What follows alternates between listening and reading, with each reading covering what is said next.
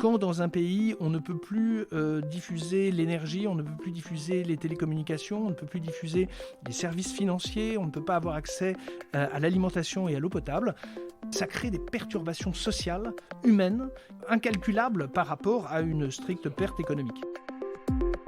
Les conséquences de la cybercriminalité peuvent être extrêmement graves. On en parle dans cet épisode bonus de Monde Numérique à l'occasion du FIC, le Forum international de la cybercriminalité qui se tient à Lille à partir du 7 septembre 2021. On en parle avec Nicolas Arpagian. Bonjour Nicolas Arpagian. Bonjour. Vous êtes spécialiste reconnu de la cybersécurité, de la cybercriminalité, auteur de plusieurs ouvrages et depuis peu directeur de la stratégie de cybersécurité au sein de la société antivirus Trend Micro. Alors, dans Monde Numérique numéro 12, on a parlé ensemble des coulisses de la cybercriminalité, du business même des cybercriminels, avec aujourd'hui un système pyramidal, des éditeurs de logiciels malveillants qui vendent leurs services à d'autres pour qu'ils puissent mener des attaques, la plupart du temps pour des raisons financières. Ouais. On va parler maintenant dans ce bonus de la lutte contre la cybercriminalité, de la protection des données aussi, comment se préparer au pire, à une cyberattaque ou même simplement à des pertes de données, quelles qu'elles soient, en faisant des sauvegardes donc. Et ça nous concerne nous aussi, les particuliers, pas seulement les entreprises. D'une manière générale, pour lutter contre la cybercriminalité, aujourd'hui, les pays se sont dotés de plus en plus d'organismes spécialisés, de services de gendarmerie, de police, également des institutions étatiques, comme en France l'ANSSI, l'Agence nationale de la sécurité des systèmes d'information, qui s'occupe de protéger les grands organismes vitaux du pays. Mais Nicolas Arpagian, comment est-ce qu'on peut lutter contre la fragilité, la vulnérabilité à la fois de certaines installations informatiques et aussi de certains logiciels ? La seule solution qu'ont trouvé les pays, et là vous voyez une tendance qui est depuis 5-6 ans et qui se déploie, c'est la législation, la réglementation. Alors c'est pas la vertu de la réglementation, qu'est-ce que c'est ? Ça fixe des obligations, ça fixe un agenda, et ça fixe éventuellement un régime de responsabilité et de sanction. Donc ça veut dire que, évidemment, c'est une atteinte à l'autonomie de la prise de décision d'un dirigeant d'entreprise qui pourrait dire « Attendez, j'assume mon risque et j'accepte d'assumer le fait qu'en cas de perte, je subirai des dommages très conséquents. » On lui dit non. Non, parce que la nature de votre activité dépasse votre seule autorité de dirigeant. Oui, vous avez une responsabilité. Voilà. Au-delà de votre simple périmètre. Et ça, c'est très important. On s'aperçoit d'ailleurs que la Chine s'est dotée d'une législation dans ce domaine-là, les États-Unis, même l'Afrique a commencé à investir ce champ. Voilà, on couvre ces différents domaines. Pourquoi ? Parce qu'on leur dit... les juristes ont une définition qui s'appelle la définition à contrario. C'est-à-dire qu'on vous définit par ce que vous n'êtes pas ou justement un peu en l'ombre de ce que pourrait être la version affirmative. Ça veut dire que ce n'est pas tellement ce qui est important que vous soyez en bonne santé, c'est si vous êtes malade, en clair, si votre système est défaillant, c'est là que vous devenez un problème pour une communauté qui va bien au-delà de votre environnement immédiat. Et donc on vous dit, vous ne pouvez pas, vous ne devez pas être défaillant parce que quand dans un pays, on ne peut plus diffuser l'énergie, on ne peut plus diffuser les télécommunications, on ne peut plus diffuser les services financiers, on ne peut pas avoir accès à l'alimentation et à l'eau potable, évidemment, il y a une perte de chiffre d'affaires à court terme, on est d'accord, mais que ça crée des perturbations sociales, humaines, qui sont incalculables par rapport à une stricte perte économique. Mais Nicolas Arpagian, alors maintenant on le sait, ce sont des groupes criminels structurés. On peut lutter contre ça ? Alors, on a des cas, parce que c'est vrai qu'il y avait une espèce de fatalité. Pour qu'il y ait des cas, première condition des dépôts de plainte. Le dépôt de plainte, c'est facilité en France, que ce soit le parquet de Paris a une compétence notamment sur les rançongiciels. Et en plus, il s'est bien organisé. Pourquoi ? Parce que l'idée, c'est d'attribuer à des équipes d'enquêteurs par famille de rançongiciels. C'est important parce que, alors ça prouve déjà qu'il y a des volumes, mais c'est surtout que vous avez des interlocuteurs spécialisés qui vont s'intéresser au phénomène, au comprendre les modes opératoires, les agendas, la nature des cibles, commencer à investiguer de manière à peu près... Oui, puis on les connaît maintenant, alors les groupes, ils ont des noms. Ce sont des franchises. Voilà, on va pouvoir parler quasiment de franchises si on fait l'analogie commerciale. APT 31, etc. Exactement, et donc d'ailleurs c'est la raison pour laquelle les services d'enquête vont vous demander, les services du procureur de la République vont vous demander, faut que votre prestataire technique identifie, qualifie le nom du groupe activiste, parce que ça va orienter. Par contre, ça va être un élément d'efficacité. Et on a des actions. Europol, en janvier, Alors, on a des actions. Par contre, ça exige une coopération internationale, parce que la cyber, c'est international. Donc, il faut que les pays coopèrent. Souvent, on était davantage dans des coopérations bilatérales. Donc là, il faut mettre Europol dans la boucle, il faut mettre Interpol dans la boucle, il faut éventuellement un peu d'Eurojust, cette alliance pareil au niveau judiciaire. Et il faut que les pays coopèrent, les pays victimes, les pays hébergeurs, et qui n'ont pas à être stigmatisés en disant comment... on les cite souvent. Alors voilà, il ne faut pas stigmatiser, mais c'est vrai qu'on cite souvent la Russie, la Chine dans cette histoire. Alors, effectivement, c'est vrai que l'Ukraine... Un peu l'Afrique aussi, certains pays africains. L'Ukraine avait à coopérer dans le cadre de cette affaire de début d'année. Oui, évidemment. Après, ces pays peuvent aussi faire de la diplomatie politique, c'est-à-dire... Pardon, la diplomatie numérique, c'est-à-dire de faire en sorte de coopérer pour montrer leur bonne volonté, le fait qu'on distingue bien l'opportunisme des prestataires et des hébergeurs, avec le fait que c'est une démarche qui n'est pas soutenue par l'État et qui ne doit pas être associée automatiquement à la nationalité de ce pays. Donc effectivement, il faut de la coopération. On a des textes anciens. Alors effectivement, le domaine du cyber est un domaine un peu paradoxal parce que tout le monde le subit. Simplement, la capacité normative de créer des règles qui s'imposent et qui suscitent une efficacité de la riposte tarde à se manifester. Alors, on a évidemment cette convention du Conseil de l'Europe, de 2001, la convention de Budapest. C'est le texte, alors c'est un des vrais textes internationaux sur les sujets de cybersécurité, de cybercriminalité, pardon. Simplement, c'est le Conseil de l'Europe. C'est-à-dire que ce n'est pas l'instance la plus contraignante des organisations internationales. On a des accords bilatéraux. On a des opérations qui peuvent être faites dans le cadre d'Interpol. Un peu coup de poing, un peu symbolique, mais d'un autre côté, c'est aussi de montrer qu'il n'y a pas d'impunité. Mais par contre, le dépôt de plainte va permettre de documenter les phénomènes, va permettre de mobiliser également les services d'enquête et puis aussi d'envoyer le signal aux autorités politiques de dire faut consacrer des moyens. Il faut consacrer des moyens aux enquêteurs, à leur formation, à leur équipement technique, à leur capacité à voyager, à leur capacité à accéder à des traductions, à accéder à des niveaux techniques. Parce que quand il faut, les gendarmes de l'IRCGN, l'Institut de recherche de la criminalité de la gendarmerie nationale, a des experts, vraiment des têtes bien faites, mais on ne peut pas compter que sur le dévouement et l'expertise de quelques-uns. Il faut leur donner des moyens. Bien sûr. Et donc ça, c'est important parce que aujourd'hui encore, la lutte contre la cybercriminalité se travaille largement nationalement. Les pays... Trop nationalement, vous voulez dire? Parce que, alors d'une part, pourquoi? Les expertises sont rares. En France, on a l'ANSSI, notamment pour les grandes entreprises, on distingue. Donc, pour les experts sont rares dans le monde entier. Donc, évidemment, les entités sont assez peu partageuses parce que effectivement, on garde ces experts. En France, on a donc l'ANSSI, l'Agence nationale de sécurité des systèmes d'information, qui est un service, qui est une émanation du Premier ministre, enfin sous l'autorité du Premier ministre, du secrétaire général de la Défense et de la Sécurité nationale. La France a fait le choix stratégique de scinder l'attaque de la défense. Les Britanniques ont fait d'autres choix. Voilà. Donc le rôle de l'ANSSI, c'est de protéger l'État, de protéger justement, d'établir la réglementation et les obligations de ces fameux opérateurs d'importance vitale et opérateurs de services essentiels. Donc c'est 300, 400, 500 et quelques entreprises qui sont issues de 12 secteurs d'activité, télécom, la banque, la santé, la distribution de l'eau, l'agroalimentaire, l'énergie, etc. Enfin bon. Et l'idée, c'est de leur dire, voilà... La communication, évidemment. Enfin, les communications.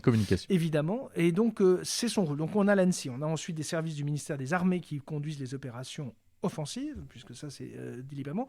Et puis on a une répartition police, gendarmerie, avec des niveaux de compétences, des niveaux d'expertise, des niveaux d'intervention territoriale qui sont liés effectivement à leur présence géographique. Mais effectivement, ce sont des... il faut à la fois avoir une population de techniciens, c'est le cas des gendarmes qui ont vraiment des parcours d'ingénieurs, et puis des policiers qui se sont formés aux questions de criminalité, mais c'est un apprentissage continu. Donc vous voulez dire que la cybersécurité, c'est vraiment une vision à long terme? C'est une nécessité effectivement de long terme. Pourquoi? Parce que ça suppose d'une part, premièrement, de savoir ce qu'on a chez soi. d'avoir une vision claire. Donc là, vous parlez des entreprises. Hein, des entreprises, mais ça marche pour les administrations, les collectivités, et au final, rappelons-le, même pourquoi pas pour les familles. Pour les familles, parce ouais. que vous avez vos photos de vacances, vous avez la conviction que, à l'époque, on vous a convaincu de graver des CD, vous savez, des CD. Ouais. Bon, il s'avère qu'à un moment, comme vous êtes un fringant voyageur, vous avez la joie d'avoir des tablettes et des ordinateurs de plus en plus fins et portables, et puis à un moment, vous vous apercevez que les souvenirs de grand-mère... Et qu'on n'a plus de lecteur de CD. Les Noëls d'antan, voilà.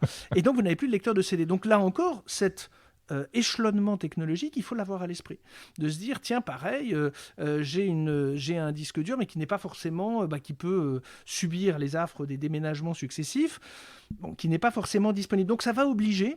Effectivement, un peu comme quand vous regardez avec un peu de dépit votre discothèque de CD musicaux, et qu'elle est là, elle est présente, ses actifs sont bien à jour, mais à un moment, à la fois, vous n'avez plus forcément l'outil et vous n'avez plus forcément les usages. C'est important d'avoir les usages, parce que il ne s'agit pas de céder à un jeunisme de circonstances, mais il y a quand même des consommateurs qui façonnent des usages. Alors, il y a des surprises. On n'aurait pas forcément parié sur le retour du vinyle, on n'aurait pas forcément parié sur le retour de l'argentique, on n'aurait pas forcément... J'ai vu que...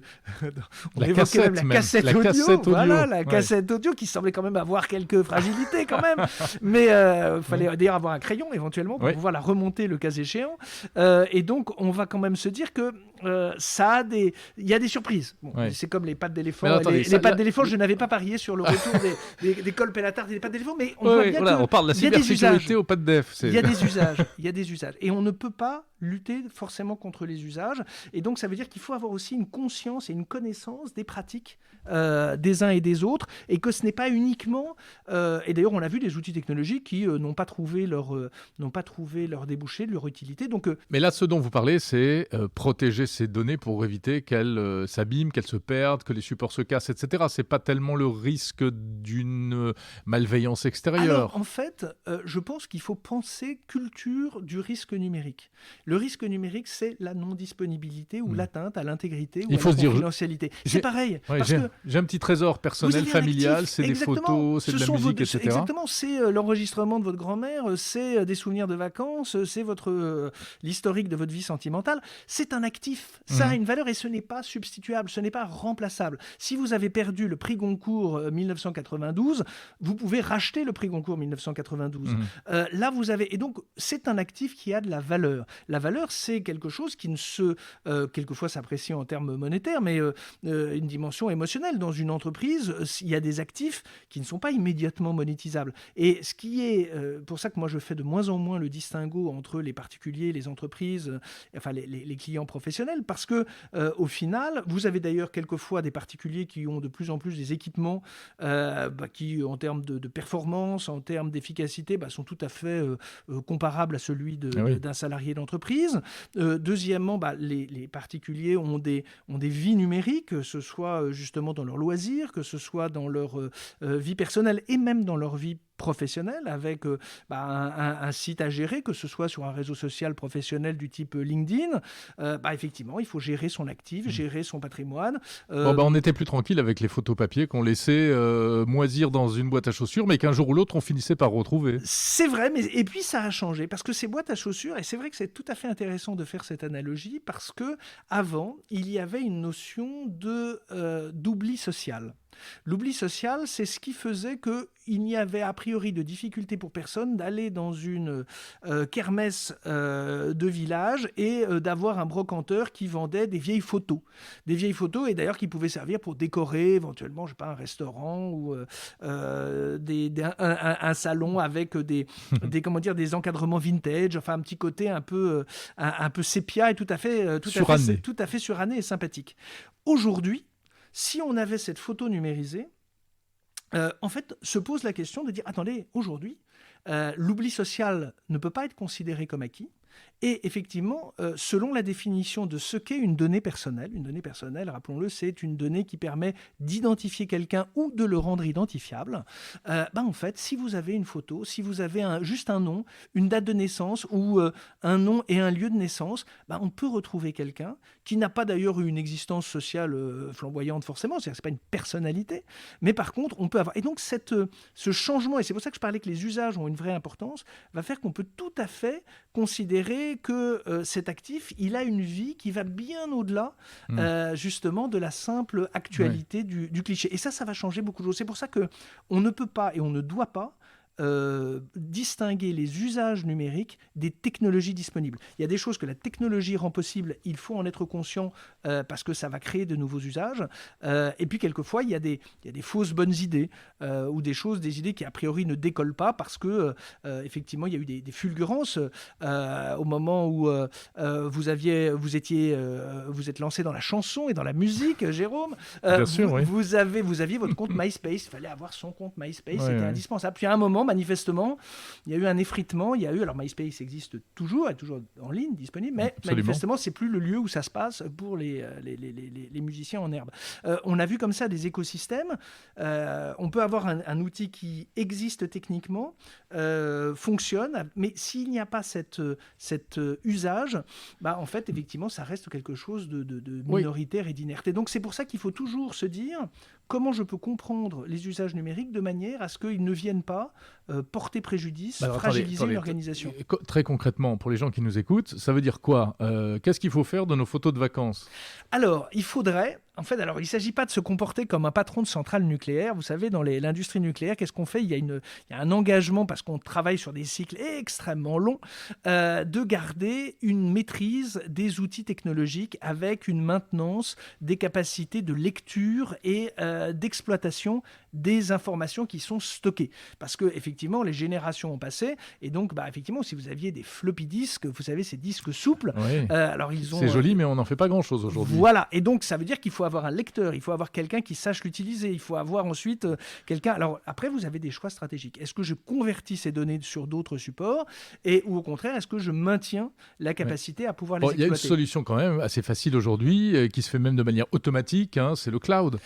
Quand on prend des photos, elles vont dans le cloud. Si on veut beaucoup d'espace mémoire, il faut payer, mais c'est pratique. Alors, c'est pratique. Par contre, et c'est là où il faut une vraie expertise également pour savoir ce qui se passe dans le cloud. Pourquoi ?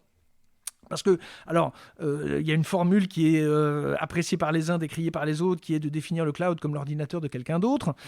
Il n'empêche que c'est quand même une infrastructure qui est forcément pilotée. C'est pas un gaz, c'est pas quelque chose d'éthéré. Donc on est bien dans... C'est pas un nuage. Voilà, on n'est pas dans un nuage, donc on est bien dans un environnement technique. Donc cet environnement technique, il a un hébergeur, il a une fragilité. On a connu des incendies d'infrastructures.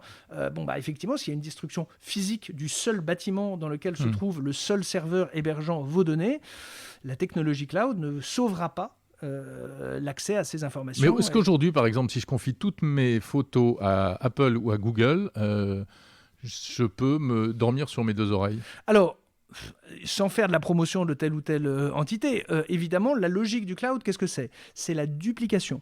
Le fait de dire, lorsque... C'est le contraire de la boîte à chaussures placée dans un seul endroit. C'est-à-dire qu'on va faire en sorte que différents serveurs localisés dans différentes géographies vont héberger vos données. Ça veut dire qu'elles seront accessibles d'une part en cas d'encombrement numérique, c'est-à-dire que si la route qui conduit à un serveur est encombrée parce qu'elle est très très très très fréquentée, effectivement on peut passer par un autre chemin et donc accéder à vos données. Donc ça c'est déjà une disponibilité appréciable. La deuxième chose, c'est la durabilité. Est-ce que je vais pouvoir conserver ces photos 1 an, 2 ans, 10 ans, 15 ans ? Alors contre les aléas techniques, les aléas physiques qui peuvent affecter les infrastructures, évidemment, la duplication dans des pays différents, en tout cas ou dans des villes différentes, évidemment, ça va être quelque chose une garantie supplémentaire. Troisième dimension, le juridique. C'est-à-dire, est-ce que je peux m'assurer que ces données ne sont pas consultées, dupliquées, modifiées, supprimées par un tiers, parce que je vous prendre un exemple. Lorsqu'il y a quelques années, parce que Jérôme Colombin sous la douche chante du Jean-Jacques Goldman, et quand pendant Je suis quelques très mauvais, années, Jean-Jacques Goldman, mais bon. c'est pas ce que disent ses voisins, chantant du Jean-Jacques Goldman. Jean-Jacques Goldman pendant des années a refusé d'être sur Spotify et sur les plateformes. Ouais. Et c'est vrai que quand vous regardiez, si vous n'étiez pas vous-même fan de Jean-Jacques Goldman, vous aviez une illusion d'abondance et de complétude de l'offre. Alors Spotify, Deezer, etc. Parce que, en fait, lorsqu'on vous annonce, et ce n'est que si vous aviez mené l'investigation qu'il vous manquait, vous cherchiez du Jean-Jacques Goldman, que vous ne trouviez pas. Ou les Beatles, qui pendant très longtemps n'étaient pas. Exactement. Et donc on s'aperçoit qu'on peut avoir un sentiment de complétude, de disponibilité. La seule chose, et c'est là où ça pose après la question de la mémoire et de la disponibilité de la mémoire, c'est-à-dire le fait que quelqu'un pourrait décider de modifier un patrimoine que vous n'êtes pas en mesure de recenser en continu. Alors évidemment, si vous avez 3 fichiers dans votre base de données et que vous voyez bien si quelqu'un l'a modifié, on a rajouté un ou on a supprimé un, mais quand on est dans des volumes très conséquents, et on voit bien que la production de chacun devient extrêmement abondante en termes de fichiers de toute forme, c'est-à-dire audio, vidéo, images, éventuellement notes, etc. Si quelqu'un venait à extraire ces données, à les modifier ou à en supprimer, en fait, ça se ferait de manière presque indolore. Et c'est vrai que c'est un vrai changement culturel. Pourquoi ? Parce qu'un pays comme la France, par exemple, avait une culture, alors c'est une culture d'archives, une culture de patrimoine, de conserver des informations. C'est vrai qu'avec ce transfert à un tiers, qui pourtant a des obligations contractuelles, et une bonne volonté et une sincérité qu'on ne peut pas contester de prime abord, effectivement, c'est pas comme quand vous avez des livres dans votre bibliothèque où tant que personne ne rentre dans cette bibliothèque, effectivement, vous êtes sûr qu'il n'y a pas eu de volume modifié. Et donc, c'est vrai que la notion de la confiance va se poser. Et pour ça, effectivement, on a cette... Et puis la confiance a un prix, parce que La disponibilité a un prix. Oui. La disponibilité, c'est le fait de dire je vais pouvoir l'utiliser quand je veux, où je veux, dans le format qui me convient, et également... effectivement, selon les modalités, c'est là où on vient sur la confiance, qui me conviennent. Et effectivement, ça a un prix. Pourquoi ? Parce que c'est un exercice qui exige une maintenance du quotidien. Quand vous avez votre livre dans votre bibliothèque, à part le loyer de la bibliothèque, ce sont des coûts fixes. C'est-à-dire que vous avez un livre qui n'exige pas de maintenance. Là, on a basculé dans un monde de la condition de la disponibilité. C'est effectivement une logique d'abonnement. Il faut... Oui, voilà. Donc ça coûte. On paye un abonnement. Je citais Google ou Apple parce que ce sont quand même les deux plus grosses plateformes. Et en plus liées à nos smartphones, Android ou iOS. On peut dire quand même qu'il y a un degré de confiance qui est réel, mais finalement, si on se projette, on peut se dire que, ils peuvent avoir un problème technique, ça c'est peu probable. 2, avoir une décision commerciale qui va faire qu'ils vont nous fermer le robinet pour une raison ou pour une autre. Et puis 3, on va arrêter de payer. Ou 4, on va continuer à payer toute notre vie. Et finalement, ça va coûter très cher, ce stockage. Alors, surtout qu'il y a un coût financier, puis il y a un coût environnemental qui se pose aussi en termes de disponibilité. Et c'est pour ça que d'ailleurs que la question va se poser, de se dire, est-ce qu'on doit faire... on était avant dans une logique d'archivage systématique, la question du tri, la question de la mémoire. Est-ce qu'il faut procéder à des... nettoyage. Alors évidemment, on vous a dit déjà, évidemment, quand vous avez vos mails et vos boîtes, vos poubelles de mails, il faut pouvoir les jeter parce que c'est effectivement quelque chose qui a un coût économique, un coût environnemental. Mais en tout cas, c'est pour ça que j'évoquais l'illusion de la disponibilité. Alors c'est une réalité, par contre elle a un coût et c'est la condition pour laquelle il faut diffuser une culture et vous y contribuez depuis longtemps et utilement, c'est une culture des usages numériques. C'est-à-dire le fait que les gens, il ne s'agit certainement pas de transformer tout le monde en informaticien ou en juriste.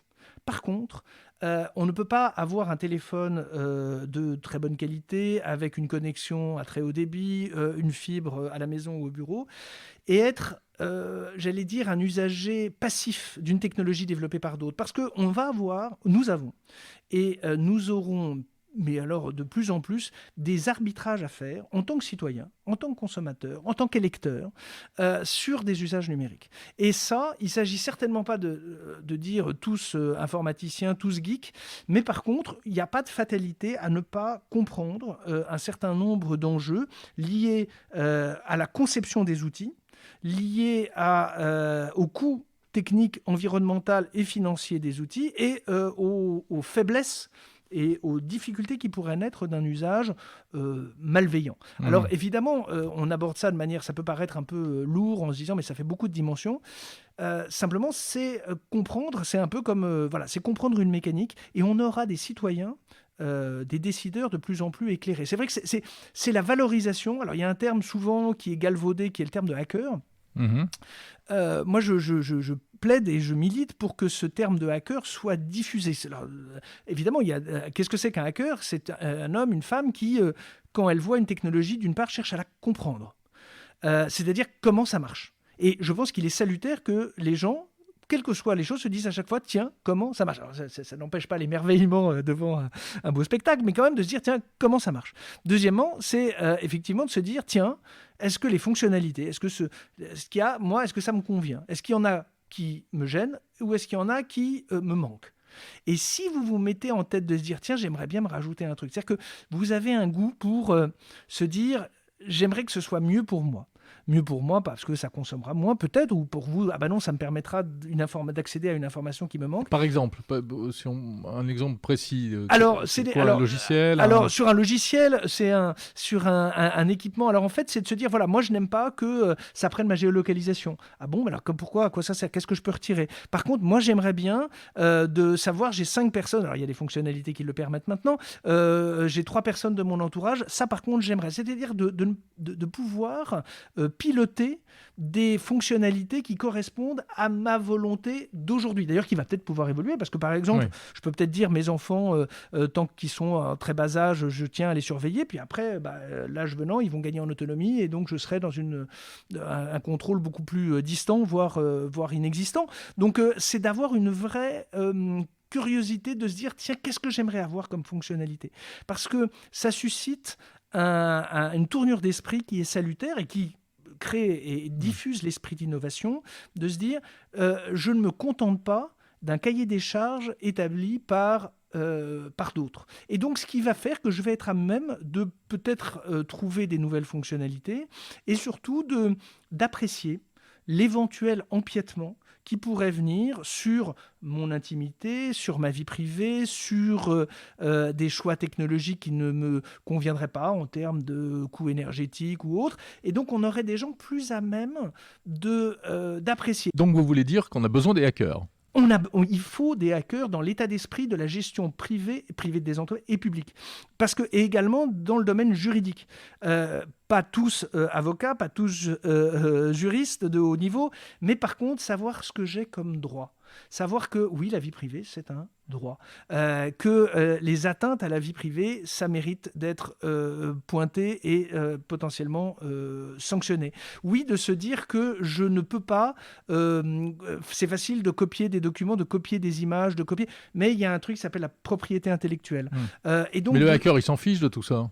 Alors, non, il s'en fiche. Non, pas forcément, parce que quand c'est sa propriété, alors sauf s'il est dans une logique de partage et de mise en commun, comme ça peut arriver dans des travaux collectifs, ou en tout cas nourris et alimentés, mais au moins que les gens aient une conscience que Internet n'est pas un monde. C'est certainement pas, souvent on dit Internet de non-droit, un Far West. Non, c'est certainement pas un lieu de non-droit. Par contre, il y a des règles qui correspondent à un environnement spécifique, et ça... on gagne, quel que soit notre âge, quel que soit notre diplôme, quel que soit notre domaine d'activité, dès lors qu'on est un utilisateur, une utilisatrice de service, on gagne à se renforcer, à se documenter sur ces sujets, parce que comme ça, ça permettra d'orienter ses choix et de subir le moins possible cet environnement numérique. Donc la cybersécurité, c'est l'affaire de tous et il faut avoir l'esprit hacker. Ce sera le mot de la fin. Merci Nicolas Arpagian, directeur de la stratégie de cybersécurité chez Trend Micro.